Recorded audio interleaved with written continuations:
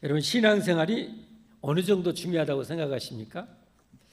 하나님 섬기는 신앙생활이 어느 정도 중요하다고 생각하십니까? 그 무게만큼 우리가 신앙생활을 합니다. 그 무게만큼 하나님께 복을 받습니다. 신앙생활이 별것 아니다 하는 생각을 가지면 정말 위험천만합니다. 여러분, 신앙생활은 제가 느끼기는 그렇습니다. 제가 깨닫고 알기는 신앙생활은 세상과 바꿀 수 없는 그런 무게이다. 세상과 비교할 수 없는 그런 가치다. 그런 축복이다. 그걸 저는 확신합니다. 왜냐하면 신앙생활은 우리가 장차 영원한 세계를 어디서 사느냐가 결정되기 때문에 그렇습니다. 오늘 정말 끔찍하고 참혹한 장면이 나오지 않습니까? 이건 정말 읽기조차도 소름 돋는 그런 내용이죠. 얼마나 이 지렸던지 자기 사랑하는 자기가 낳은 자식을 삶아서 요리를 해서 먹는 장면이 오늘 나오지 않습니까? 그냥 먹는 게 아니에요, 여러분. 원어적으로 해석하면 그 요리를 해서. 왜 그래요? 그 결론은 죄 때문에 그랬습니다. 죄 때문에. 죄를 하나님이 요만큼 지으면 요만큼 경고하고 야단치죠. 요만큼 지으면 요만큼 지으면 요만큼. 거대하게 지으면 거대하게 하나님이 책망하시고 징계하시는 거죠. 여러분, 죄가 뭡니까? 죄가 뭐예요? 죄는 이 세상을 통치하신 하나님의 말씀을 거역하는 거예요. 순종하며 부족한 것이 죄입니다. 이것부터 정확하게 알아요. 죄는 하나님의 말씀을 거역하는 거예요. 그러니까 여러분, 사랑하라는데 내 고집대로 계속 미워하는 것이 엄청난 죄입니다. 그러니까 우리가 성경을 제대로 알아야 돼요. 제대로 알면 미워할라야 할 수가 없어요. 왜? 그 죄를 짓는 건데, 계속 죄를 짓는 건데 그럴 수가 없어요. 그럴 수가 없어요. 그래서 여러분, 내가 계속 미워하지 않으려면 어떻게 해야 됩니까? 우리가 기도할 때 반드시 하나님 앞에 내 죄를 회개하고 용서받아야 되듯이 다른 사람의 허물과 죄도 용서해 줘야 되거든요. 그게 여러분 기도입니다. 우리 기도에 그게 빠져버리면 어떻게 보면 생명과 같은 중요한 것이 빠져버린 거예요. 기도에 있어서. 그러니까 신앙생활을 제대로 바르게 알고 제대로 정말 잘해야 됩니다. 이런 이 불행한 일. 죄는 뭐라고 그랬어요? 다시 한번. 죄는 뭐라고요? 하나님의 말씀을 따라서 하나님의 말씀을 거역하거나 순종함에 부족한 것이다. 다시 한번. 죄는 하나님의 말씀을 거역하거나 순종함에 부족한 것이다. 그러니까 어찌 보면 우리는 날마다 죄를 짓고 살아요. 날마다 죄를 짓고 살아. 그러면 죄를 지었으면 어떻게 해야 돼요? 회개를 해야 돼요. 회개를 하고 어떻게 해야 돼요? 돌이켜야 돼요. 그래서 날마다 죄를 지었는데 또 돌이키고, 날마다 죄 지었는데 또 돌이키고, 날마다 죄 지었는데 또 돌이키면 진정으로 그렇게 하게 되면 어떤 변화가 일어나겠어요? 미세하지만 작지만 점점점 말씀에 가까워진다는 거예요. 점점점 말씀의 순종이 점점 되어져 간다는 거죠. 예를 들면 안식일을 거룩하게 지켜라 했는데 이게 거룩하게 지킬 때까지 우리가 그렇게 해야 돼요. 그걸 어기는 것은 죄잖아요. 죄. 그러면 하나님 앞에 잘못했다고 용서를 받아야 되거든요. 회개하고 용서받아야 죄는 없어지는 거예요. 죄는, 내 죄는 그냥 있다고 없어지는 게 아니에요. 여러분이 내가 50년 전에 죄를 지은 것도 회개하지 않으면 그 죄는 그대로 있는 거예요. 그러니까 하나님이 우리를 어떻게 해야 돼요? 그 죄를 회개시키려고 생각나게 해요. 그럴 때. 그때는 바로 회개를 해야 되는 거예요. 그래서 제가 깨닫기는 그래요. 요즘 요양병원이나 많이 누워 계시는데 하나님 백성들을 어떻게 해요? 과거의 죄를 다 청산할 때까지 그 기간을 주시는 것 같아요. 거기 누워서 뭐 하겠어요? 거기서 누워서 뭐 하겠어요? 믿는 사람들은 과거의 죄를 다 생각하고 하나하나 제거하는 거예요. 망가지가 있다면 하나하나를 회개하면서 다 깨끗하게 하나님 앞에 설 준비를 하나님 만들어 가신 겁니다. 그것도 하나님 은혜죠. 그런데 이제 평상시에 그게 잘 되어진 사람은 정리할 것이 별로 없어요. 그럼 어떻게 해요? 하나님이 와라. 그럼 어떻게 해요? 금방 가는 거예요. 그 지난한 그 고통의 삶을 덜 과정을 겪으면서 하나님 앞에 가게 되는 거죠. 그러니까 여러분, 죄가 있으면 절대 그냥 넘기면 안 돼요. 반드시 죄를 정산해야 돼요. 오늘 하나님께서 이렇게 참 참혹한 장면을 우리에게 써서 알려줬어요. 근데 여러분, 이 내용이 이게 그냥 버려진 게 아니에요. 이미 최초의 이스라엘 백성들과 시내산에서 언약식을 체결할 때 이미 경고를 줬어요. 내 말을 거역하면 내가 이 정도 징계할 거야. 그래도 말 안 들으면 더 강하게 징계할 거야. 그래도 말 안 들으면 더 큰 징계 낼 거야. 그래도 말 안 들으면 내가 7배나, 그래도 말 안 들으면 7배나, 그래도 말 안 들으면 7배나. 마지막이 이거였어요. 자, 출애굽 1세대에게 주었던 레위기 26장 한번 같이 보겠습니다. 레위기 26장 14절부터 그게 나오는데요.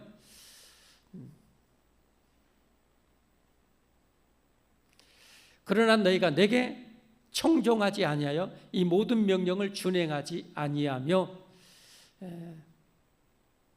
15절 내 규례를 멸시하며 마음에 내 법도를 싫어하여 내 모든 계명을 준행하지 아니하며 내 언약을 배반할진대 내가 이같이 너에게 행하리니 곧 내가 너에게 놀라운 재앙을 내려 폐병과 열병으로 눈이 어둡고 생명이 쇠약하게 할 것이요 너희가 파종한 것은 헛되리니 너희의 대적이 그것을 먹을 것임이며.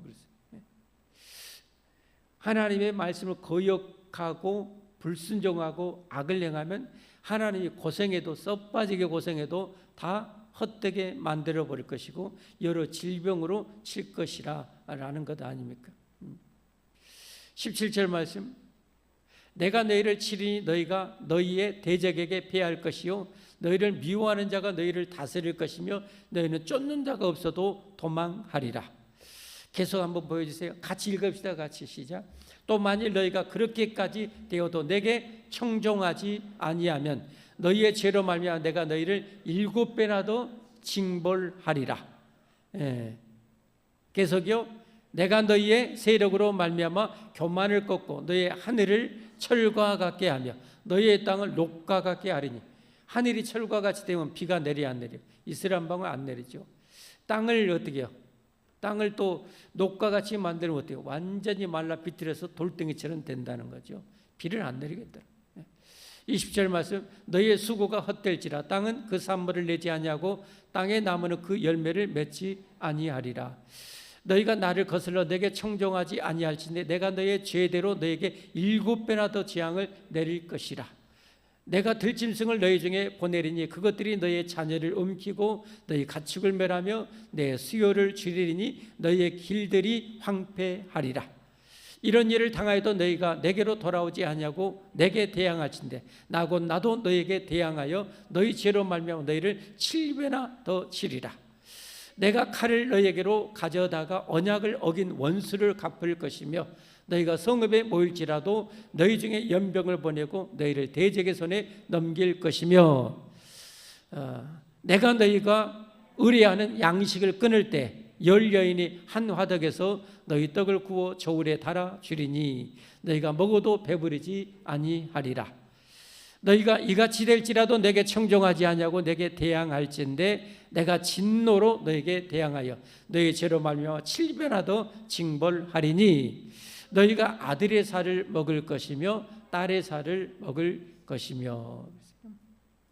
이게 시내산 언약 때 출애굽 1세대에게 하나님이 경고하신 것. 말씀을 거역하면 이렇게 하겠다는 거죠. 근데 오늘 그 일이 벌어졌어요. 몇 년 후에요? 출애굽 1세대가 저 언약식을 체결할 때가 주전 1445년경입니다. 그럼 이제 오늘 사건이 벌어진 때는 주전 800 한 4, 50년경입니다. 그럼 한 몇 년 정도 지났어요? 한 600년 정도. 600년에 저런 비극이 벌어지고. 그리고 어떻게 합니까? 출애굽 2세대들에게도 똑같이 얘기합니다. 출애굽 2세대에게 신명기입니다. 신명기 28장. 신명기 28장 53절부터 57절까지. 예. 자, 함께 같이 보겠습니다. 내가 적군에게 애워싸이고 맹렬한 공격을 받아 곤란을 당함으로 내 하나님 여호와께서 내게 주신 자녀고 내 몸의 소성의 살을 먹을 것이라. 불순종하면, 거역하면. 오늘 그게 된 거예요. 하나님의 말씀은 이렇게 되어집니다. 그대로 됩니다. 하나님의 말씀을 그래서 우리는 어떻게 돼요? 가볍게 여기면 안 돼요. 하나님의 말씀을 생명처럼 여겨야 돼요. 그렇게 지켜야 돼요. 그래야 우리가 올바로 신앙생활을 하게 됩니다. 형제를 70번씩 7번까지라도 용서하라. 나는 안 할래. 그러면 저렇게 내가 거역하게 되면 내가 망하게 되는 거예요. 하나님의 명령은 하나님 사랑, 이웃 사랑이잖아요. 오늘 새벽에도 말씀 나눴지만 신앙생활을 조금 한다는 분들은 하나님 사랑은 잘 돼. 이웃 사랑이 잘 안 돼. 이건 정말 영적으로 보면 어떻게 해요? 장애가 있는 거예요. 영적으로 장애가 있는 거예요. 한쪽은 엄청 센데 한쪽은 완전 어린아이처럼 약한 거예요. 하나님 사랑이 건강하고 이웃 사랑이 건강해야 균형 있는 아주 좋은 신앙입니다. 할렐루야. 할렐루야. 여러분 이게 하나님의 절대 명령이잖아요. 613가지의 율법과 계명의 핵심이 뭐예요? 사랑이고 사랑을 두 가지, 하나님 사랑과 이웃 사랑이란 말이에요. 그 613가지 계명은 이웃에게 악을 행하지 말라는 것이고 반대로 이웃에게 사랑과 선을 행하라는 거잖아요. 이게 하나님을 절대 사랑하고 그래서 이것을 허투루 들면 안 돼요. 밉다고 싫다고 막 하는 것은 막 미워해 불고 막 뒤에서 험담하고 비방하는 것은 죄를 엄청 쌓는 거예요. 엄청 죄를 쌓는 거예요. 그래 놓고도 회개도 안 한다? 죄가 계속 쌓여 있는 거예요. 눈더미처럼 막 쌓여 있는 거예요. 신앙을 엉터리로 배운 거예요. 제가 엉터리로 가르쳤거나. 그러면 안 돼요. 그러면 안 돼요. 신앙을 제대로 알아야 내가 남을 미워하고 싶어도 안 해야 미워하고 싶은 마음이 꿀뚝같이 일어나는데 하면 안 돼. 하나님이 하지 말라고 그래서 하면 안 돼 하고 이기면서 기어이 내나 나나 도친 개친이지 뭐 이해해주고 용서해주고 관용해주고 오히려 그 영혼에 대해서 기도해주고 이런 신앙까지 우리가 가야 되거든요. 실은 그 정도 가야 돼요. 밉다고 확 끊어버리고 정말 이건 무서운 죄입니다. 확 끊어버린 거. 하나님이 나 밉다고 확 끊어버린 나 영원히 망해요. 영원히 망하니까 하나님 우리를 살리려고 뭐요? 회개하면 용서해 주시잖아요. 용서해 주시잖아요. 여러분 우리가 190살까지 사는데 89년까지 하나님 용서해 주고 1년 용서 안 하면 우리 망해요. 끝까지 90살 죽는 날까지 하나님이 용서해 줘야 내가 하나님의 은혜의 대상이야. 축복의 대상이야. 할렐루야. 그랬듯이 우리도 서로 간에 그렇게 하라는 거예요. 서로 간에 그렇게 하라는 거예요. 이게 하나님 절대 명령입니다. 그래서 남을 괴롭히는 절대 하지 말아요. 남을 험담하고 비방하고 하는 걸 절대 안 해야 돼요. 저도 하늘빛 죄를 많이 짓는 거 하나 줄까? 정치 잘못하는 정치인들, 윤남욱의 지금 하도 그냥 그러니까 막 하는데 그것도 하지 말아야 돼. 그것도 했으면 회개해야 돼. 하나님이 그럴 때 그럴 거예요. 그럼 너는 얼마나 잘하냐? 너는 그 얼마나 대단하냐? 그렇게 물으면 어떻게 해요? 우리 할 말이 없어요. 우리는 마음으로, 생각으로, 말로 우리도 얼마나 죄 많이 지은가. 하나님 보시기엔 다 죄인이에요. 하나님 보시기엔 우리는 다 여러분 십자가가 필요해요. 예수님의 보혈이 필요해요. 하나님의 용서가 필요해요. 우리는 서로가 용서가 절대로 필요한 존재입니다. 할렐루야. 그래서 용서하고 용서해야 돼요. 이렇게 하나님께서는 분명히 출애굽 1세대, 2세대에게 이런 경고를 했다는 거예요. 그것은 뭘 의미하는 거예요? 모든 하나님의 백성들이 다 해당된다는 거 아닙니까? 1세대만 해당되고 딱 끝나는 게 아니에요. 2세대들, 그러면 다음 3세대도 또 똑같다는 거예요. 그걸 뭐 세대마다 계속 성경 기록하면 성경이 이렇게 커버게 태산 만큼 그걸 딱 보면 아, 하나님은 모든 세대에 주시는 말씀이구나 라는 것을 깨달아야죠. 하나님께서 그런데 왜 저렇게 무시무시한 그렇게 재앙까지 내릴까? 그게 저는 제일 중요한 의문이에요. 왜 하나님께서 저렇게 여러분 세상에 자기가 낳은 자식을 요리해서 먹는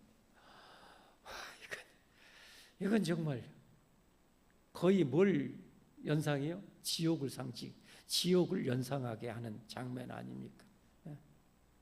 지옥을 연상하는 것.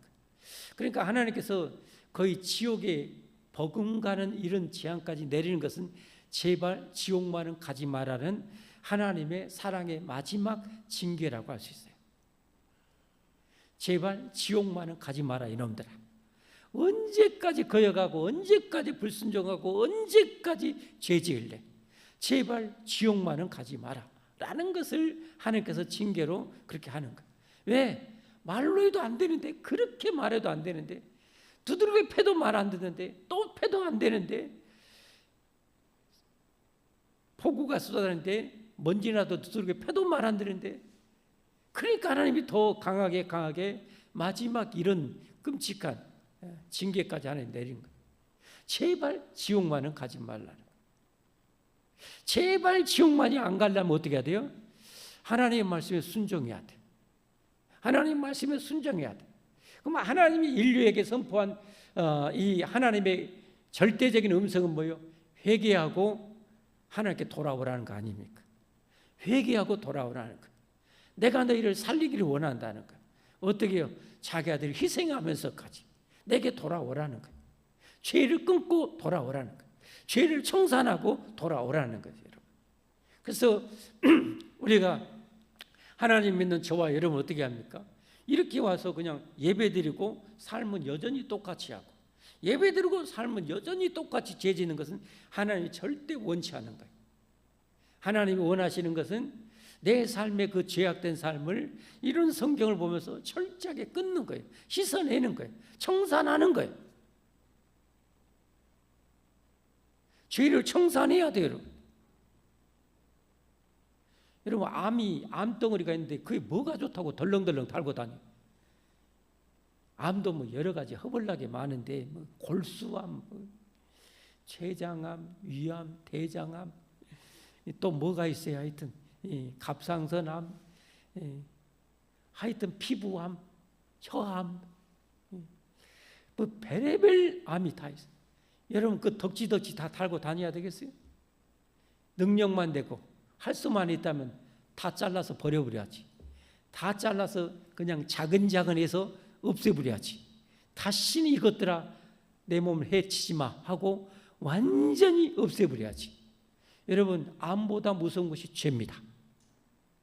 암보다 무서운 것이 죄예요. 암은 기껏해야 몇십 년, 몇 년 생명을 처먹고 앗아갈 뿐이에요. 그러나 죄는 우리의 몇십 년 아니라 영원히 우리를 앗아갈 수도 있어요, 여러분.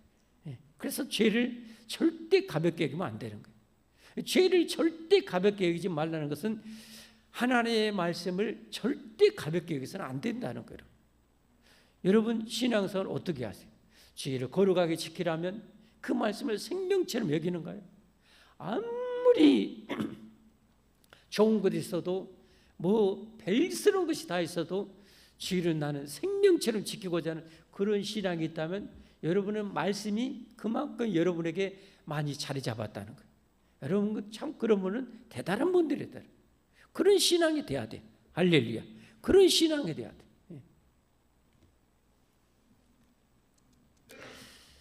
결국은 이런 말씀을 통해서 다시 돌아가자면 뭐요? 하나님의 인류 구원이에요. 인류 구원. 인류 구원. 말씀을 생명처럼 여겨야 되는데 이 말씀은 누구예요?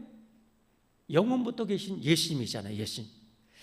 말씀으로 인류를 구원하신 예수님을 거역하면 안 되는 거예요. 말씀이신 예수님을 거역하고 예수님의 가르침을 거역하는 것은 영원히 망하는 거예요. 망하는 거예요. 오늘 이렇게 비극을 영원히 초래하게 되는 거예요. 그러니까 말씀 대신 이 예수님을 우리는 맞이하고 그 말씀의 그 명령에 그 통치에 순종하는 예수님의 제자가 돼야 되는 거예요. 할렐루야. 그것을 하나님이 명하고 있는 거예요.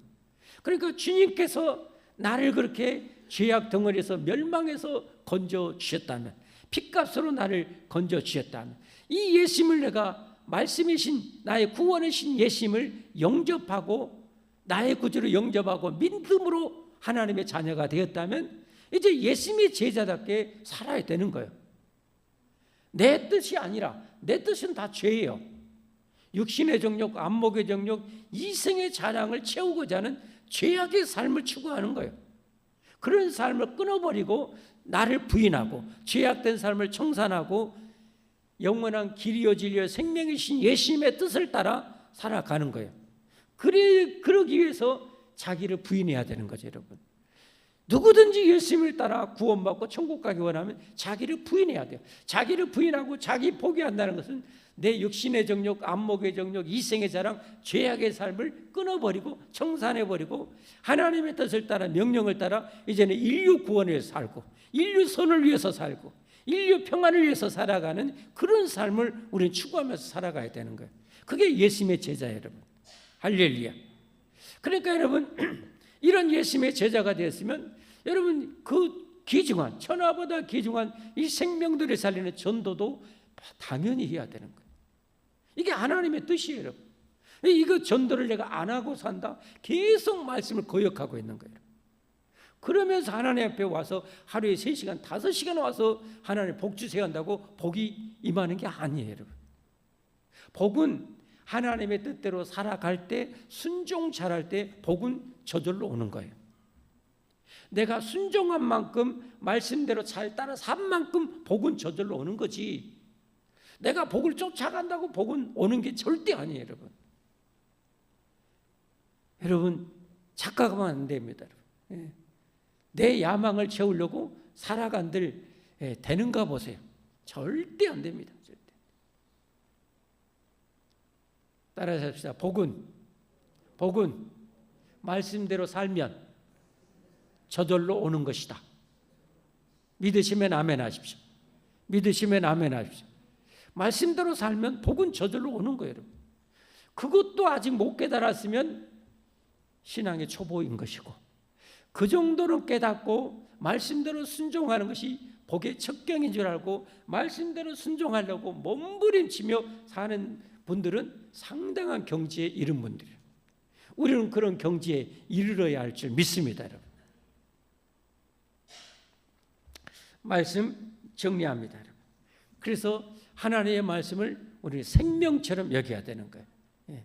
말씀이 육신이 되어 우리 요한복음 배웠잖아요. 이 땅에 오셨어요.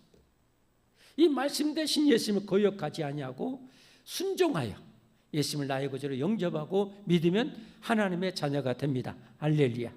그렇게 자녀가 되었으면 이제 영원히 복된 인생을 위해서 영원한 진리와 생명의 말씀을 즐거워하면서 즐겨 순종하면서 살아가는 우리가 돼야 되는 거예요.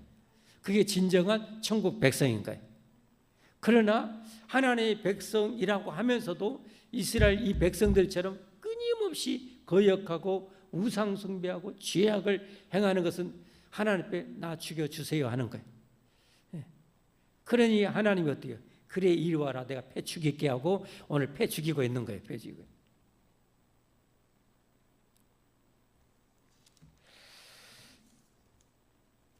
사랑하는 성도 여러분, 여러분은 하나님의 말씀 성경을 어떻게 여기고 계신가요? 우리의 영원한 축복은 내가 하나님의 말씀을 어떻게 대하고 여기느냐에 달려 있습니다. 그래서 제가 오늘 말씀을 통해서 말씀을 생명처럼 여기세요라는 제목을 제가 달아봤어요. 말씀을 뭐처럼 여겨야 된다고요? 생명처럼. 미워하는 것은 뭐라고 그랬어요? 성경에 살인하는 것이라고 그랬죠. 미워하면 돼야 안 돼요? 안 돼요. 비판하지 마. 너 비판하면 내가 비판할까? 하나님이 그랬어요. 그러면 남을 비판하고 험담하면 돼야 안 돼요? 안 되는 거예요. 그냥 하나님 신앙생활하는 것은 신앙생활이고 남 험담하고 이것은 아무 상관없는 것처럼 생각하는 것이 완전 병든 신앙이에요. 그런 병든 신앙을 가지고 있으면 교회가 세상에 빛이 될 수가 없어요. 교회가 세상에 소금이 될 수가 없어요. 교회가 이 땅에 존재해야 될 아무런 이유가 없는 거예요. 교회는 달라야 돼요. 할렐루야. 교회는 달라야 돼요. 여러분 다시 말씀드립니다. 여러분은 하나님의 말씀을 어떻게 여기면서 살고 있는가? 하나님이 여러분의 충성하라는 말씀을 여러분 어떻게 여기고 있는가? 충성은 저 장로님, 권사님들이나 목사님, 사모님 열심히 하고 나는 충성하고는 상관이 없다. 그것은 뭘 말하는 거예요? 나는 천국 백성이 아니요 하는 것하고 똑같아. 여러분이 천국 백성이면 천국 건설을 위해서 힘써야 됩니다. 할렐루야. 여러분이 예수님 믿고 예수님 제자가 됐으면 여러분 충성하셔야 돼요. 하나님 모두에게 주신 명령이에요, 여러분. 여러분이 가지고 있는 역량만큼 가지고 충성하면 되는 거예요, 그것은. 하기는 다 해야 돼요. 반드시 해야 돼요. 그러면 복은 따라오고 하늘의 상급은 저절로 쌓이고 순종 잘하십시다. 할렐루야. 하나님의 말씀을 생명처럼 여겨서 영원히 복을 받고 땅에서도 복이 그냥 저절로 그냥 넘치게 임하는 여러분과 제가 꼭 될 수 있기를 예수님으로 축복합니다. 축복합니다. 우리 함께